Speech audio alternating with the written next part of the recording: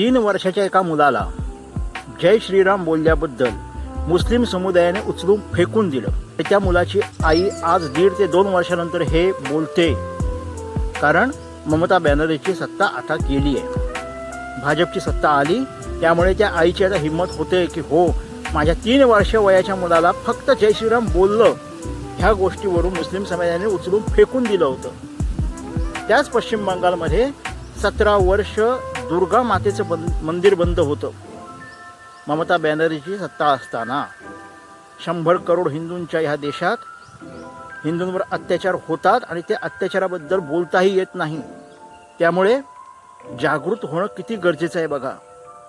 किमान ह्या गोष्टी जाणा, किमान ह्या गोष्टी बोला, तरी जागृत होणं खूप आवश्यक आहे. कुणाबद्दल आपल्याला हेट्रेट पसरवायचं नाही आहे, मात्र जी गोष्ट झाली आहे ती मान्य करायलाच हवी. आपल्या आजूबाजूचे 10% चांगलेही असतील, निश्चित असतील चांगले, पण 90% हीच आकडा मोठा आहे, हा तरी लक्षात ठेवा. देवी असलेल्या दुर्गा मातेचं मंदिर जर बंद राहू शकतं तर आपल्या माणसांसोबत, आपण जे साधी माणसं आपल्यासोबत काय होईल, यासाठी किमान सावध राहणं, एकत्र राहणं हे खूप आवश्यक आहे.